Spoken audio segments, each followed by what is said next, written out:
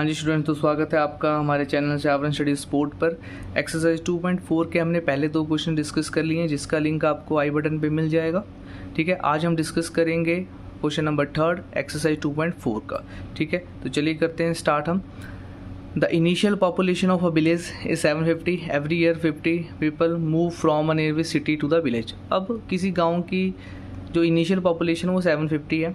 ठीक है, कुछ लोग शहर से क्या है कि वापस गांव आ रहे हैं। ठीक है, तो हर साल कितने लोग आ रहे हैं? 50 पीपल आ रहे हैं टोटल। ठीक है, तो अब आपको ये पता लग चुका है कि हर साल हमारा एक 50 नंबर फिक्स हो चुका है। ठीक है, तो पहले पार्ट में क्या बात कर रहा है? Find the population of the village after 6 year. ठीक है, तो आप सोचिए अगर पहले साल 50 आ रहे हैं, अगले साल 100 होंगे, फिर 150, तो ऐसे अगर आप 6 टाइम देखोगे तो कितना हो जाएगा आपके पास? 300 पीपल्स 6 साल में वो मूव कर चुके होंगे गांव की तरफ। तो पहले कितने थे? 750, उसमें आप 300 प्लस कर दोगे तो 1050 आपका आंसर आ जाएगा। ठीक है, अब लिखेंगे कैसे? वही सबसे पहले आप इसको लिखो, पॉपुलेशन आफ्टर 6 ईयर्स क्या रहने वाली है? तो 750 तो हमारा फिक्स है। ठीक है, अब उसमें कितने ऐड हो गए? 50 हर साल ऐड हो रहे हैं। ठीक है, तो 6 ईयर में कितने ऐड हो चुके होंगे हमारे पास? 50 इंटू 6। ठीक है, तो क्या बन गया हमारे पास? 750 प्लस 300। ठीक है, तो हमारे पास आ गया 1050। इतने हमारे लोग गांव में ऐड हो चुके होंगे। ठीक है, तो चलिए हम नेक्स्ट पार्ट की तरफ बढ़ते हैं। नेक्स्ट पार्ट में क्या पूछ रहा है? Make a table of value for T varying from 0 to 10 years and show how the population P increases every year. फिर से यहाँ पे टेबल बनाने के लिए बोल दिया। अब टेबल क्या है? हर साल जितने लोग बढ़ रहे हैं बस उतने आपने ऐड करके लिखना है। ठीक है, पहले साल कितने थे, उसके अगले साल कितने थे। ठीक है, अब 0 ईयर की बात करें तो सबसे स्टार्टिंग की वैल्यू पूछ रहा है, तो हमारे पास 750 था। अब अगले साल कितना बढ़ा होगा? 750 तो पहले है ही था, अगर आपने उसमें 50 ऐड कर दिया तो आपके पास कितना आ गया? 800 आ गया। अब 800 में 50 ऐड करो तो फिर सेकेंड ईयर में कितना हो गया होगा? 850 हो गया होगा। ठीक है, ऐसे ही 850 में आप 50 ऐड करो तो कितना बन गया? 900। फिर अगेन 50 ऐड करो, 950, फिर आपके पास 1000, फिर 1050, फिर 1100, फिर आपके पास कितना आएगा? 1150, फिर 1200, फिर 1250। ये टेबल आपने बना के ऐसे शो करना है और आप यहाँ पे पैटर्न देख पा रहे हो, हर टाइम क्या इंक्रीज़ हो रहा है? +50 इंक्रीज़ हो रहा है। ठीक है, तो ये सोन आगे बढ़ता रहेगा, पर हमारे पास यहाँ पे डाटा सिर्फ हमने 10 ईयर तक का शो करना है। ठीक है, अब हम नेक्स्ट इसका थर्ड पार्ट देखते हैं। थर्ड पार्ट में इन्होंने क्या पूछा है? Find an expression that relates P and T and explain why it represent linear growth. देखो ये हमने बहुत अच्छे से ये सारे क्वेश्चन डिस्कस किए हैं। ठीक है, कि लीनियर एक्सप्रेशन हम कैसे लिखते हैं। ठीक है, तो पिछली वीडियोस जो है हमारी वो भी बिल्कुल सेम क्वेश्चन है। उससे जो पहली वाली एक्सरसाइज हमने 2.3 डिस्कस की थी वो बिल्कुल इसी पे बेस्ड थी। तो आप सारी वीडियोस जरूर देखिए, तब ये वीडियो देखेंगे तो आपको और अच्छे से समझ आ जाएगा। ठीक है, तो अब एक्सप्रेशन लिखने के लिए हम क्या करेंगे? आपको कोई ना कोई एक पॉपुलेशन लेट करनी पड़ेगी। तो लेट पॉपुलेशन आफ्टर, देखो उसने ना जब भी हमसे वो जनरल पूछता है ना कि आपकी जो पॉपुलेशन है वो आपकी क्या रहने वाली है, उसके लिए आप से वो लीनियर एक्सप्रेशन पूछता है, तो आप वहाँ पे एक जनरल टी मान लेते हो। ये क्यों लेते हैं हम, मैंने सारा डिटेल में समझाया हुआ है पिछली वीडियोस में। ठीक है, अभी के लिए हम क्या मान लेते हैं कि वो पॉपुलेशन क्या रहने वाली? टी ईयर्स, मतलब कुछ समय बाद वो पी रहने वाली है। ठीक है, तो आपको पता है कि देखो 750 तो फिक्स ही थी हमारी। ठीक है, अगर वो इंक्रीज़ भी होगी, ठीक है, इंक्रीज़ भी होगी तो 50 से मल्टीप्लाई होगा क्या? जितना हमारा टाइम होगा। तो ये क्या है हमारे पास? नंबर ऑफ़ ईयर्स है। टी हमारा नंबर ऑफ़ ईयर्स है, जो कि जैसे यहाँ पे अब 10 तक था हमारा 1250, वैसे 11 के लिए 1300 होगा, मतलब बढ़ता जा रहा है। तो यहाँ पे हमने एक जनरल टी मान लिया। ठीक है, जो ये रिप्रेजेंट कर रहा है कि ये जो नंबर ऑफ़ आपके ईयर्स है वो आगे की तरफ बढ़ते रहेंगे। ठीक है, तो इस तरीके से हमारे पास जो ये लीनियर एक्सप्रेशन आ चुका है वो क्या है आपके पास? 750 प्लस 50 टी। ठीक है, उन्होंने एक साथ में ये भी पूछा है कि आपका जो ये है ये रिप्रेजेंट लीनियर ग्रोथ कैसे कर रहा है? वाई। तो आपने बस यही रीज़न लिखना है कि जो ये लीनियर ग्रोथ इसीलिए रिप्रेजेंट कर रहा है कि ये जो आपका इंक्रीज़ हो रहा है ना, इंक्रीज़ बाय कांस्टेंट वैल्यू। ठीक है, कोई भी अगर नंबर आपका कांस्टेंट वैल्यू से इंक्रीज़ हो रहा है तो हम उसको बोल देते हैं कि ये लीनियर एक्सप्रेशन है। ठीक है, चलिए अब बढ़ते हैं अपने नेक्स्ट क्वेश्चन की तरफ। ठीक है, तो नेक्स्ट क्वेश्चन भी हमारा बिल्कुल इसके जैसा ही है। ठीक है, इसमें क्या है? A telecom company charges ₹600 for certain recharge scheme and this prepaid balance is reduced by ₹15 each day after the recharge.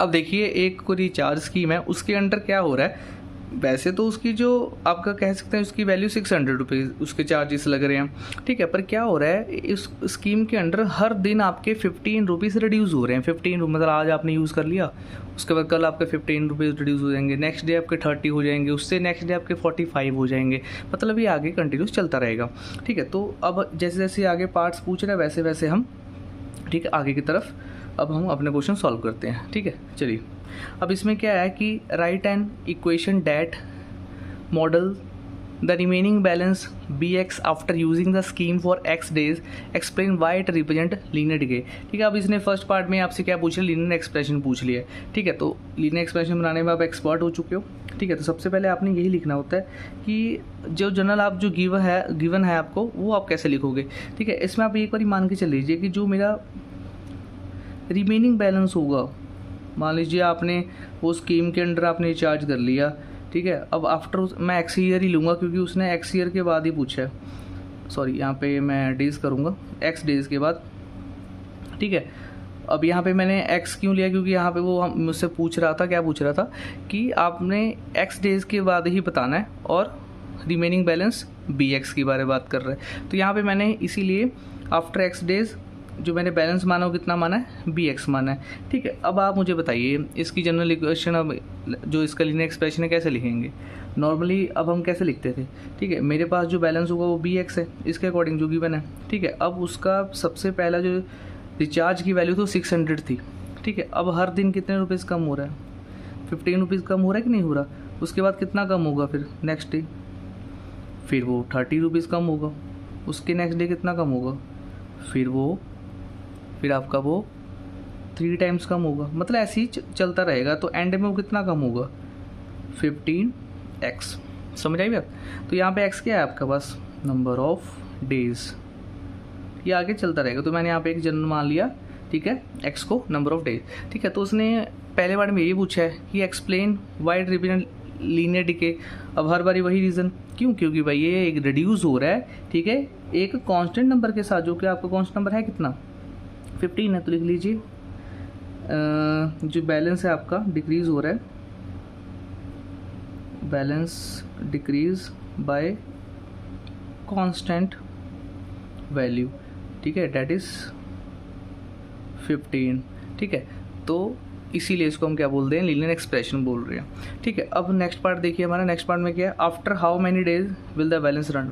अब आप खुद ही सोचिए, आपके पास 600 रुपये का क्या है, रिचार्ज पैक है, एक बार समझिए आप इसको कितने दिन तक यूज़ कर पाओगे नॉर्मली, ठीक है। अगर हर दिन 15 रुपये कम होते जा रहे हैं तो नॉर्मली आप क्या करोगे, नॉर्मली आप डिवाइड करके देख लोगे 15 को 600 से, ठीक है। जितना आपके पास आंसर आया उतने ही दिन आप उसको चला पाओगे, ठीक है। बस इतना से काम है, इतना सा काम हमने यहाँ भी करना है, ठीक है। तो अब यहाँ के लिए क्या करेंगे, सेकेंड पार्ट देखिए, ठीक है। आपने प्रॉपर लिख लेना है कि व्हेन, जैसे उसने पूछा है व्हेन बैलेंस रन्स आउट, ठीक है। अब रन्स आउट का मतलब क्या हो गया कि वो पूरा कब ख़त्म हो जाएगा, तो मतलब वो 0 कब होगा, मतलब bx 0 कब होगा।